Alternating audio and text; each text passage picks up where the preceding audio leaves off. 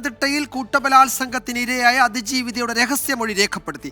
Adoor first class magistrate കോടതിയിലാണ് മൊഴി രേഖപ്പെടുത്തിയത്. ശ്രീജിത്ത് ശ്രീകുമാരൻ പത്തനംതിട്ടയിൽ നിന്ന് വിശദാംശങ്ങൾ നൽകും. ശ്രീജിത്ത്, ഇത് വളരെ പ്രധാനപ്പെട്ട ഒരു കേസാണ്.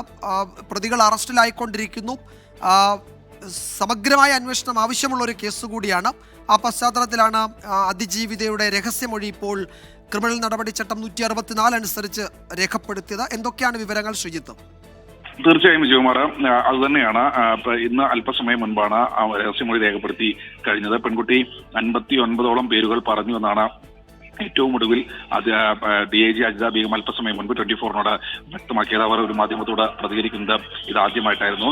എന്തായാലും പോലീസിനെ സംബന്ധിച്ചിടത്തോളം ഒരു 59ഓളം പ്രതികളെ ഇതിനകം തന്നെ തിരിച്ചറിഞ്ഞു കഴിഞ്ഞു. 15 പേർ മാത്രമാണ് ഇനി പിടിയിലാകാനുള്ളത്. അതിലൊരു പ്രതി വിദേശത്താണ്. ഇയാൾക്ക് വേണ്ടി ലുക്കൌട്ട് നോട്ടീസ് പുറത്തിറക്കുമെന്നും അറിയിച്ചിട്ടുണ്ട്. എന്തായാലും അതിജീവിതയുടെ രഹസ്യമൊഴി രേഖപ്പെടുത്തി കഴിഞ്ഞു. ഇപ്പോൾ നിലവിൽ 30 FIR ആയി കഴിഞ്ഞു എന്നാണ് ഈ ഒരു ഘട്ടത്തിൽ പോലീസ് അറിയിച്ചിട്ടുള്ളത്. അല്പസമയത്തിനകം തന്നെ കൂടുതൽ അറസ്റ്റുകൾ, ഒരു 4 പേരോളം മറ്റ് വിവിധ സ്റ്റേഷനുകളിലായി കസ്റ്റഡിയിലുണ്ട്. ഇവരുടെ അറസ്റ്റ് രേഖപ്പെടുത്തുമെന്ന ഒരു സൂചനയാണ് നൽകുന്നത്. എന്നാലും പെൺകുട്ടിയുടെ രഹസ്യമൊഴി രേഖപ്പെടുത്തി കഴിഞ്ഞു. ഇനി തുടർ നടപടികളിലേക്ക് പോലീസ് കടക്കുകയാണ്. അന്വേഷണം കുറെ കൂടി ശക്തിപ്പെടുത്തുന്നതിന്റെ ഭാഗം കൂടിയാണ് ഈ രഹസ്യമൊഴി രേഖപ്പെടുത്തൽ. അടൂർ ഫസ്റ്റ് ക്ലാസ് മജിസ്ട്രേറ്റ് കോടതിയിലാണ് രഹസ്യമൊഴി ഇപ്പോൾ രേഖപ്പെടുത്തിയത്. ശ്രീജിത്ത് ശ്രീകുമാരനാണ് വിവരങ്ങൾ നൽകിയത് പത്തനംതിട്ടയിൽ നിന്ന്.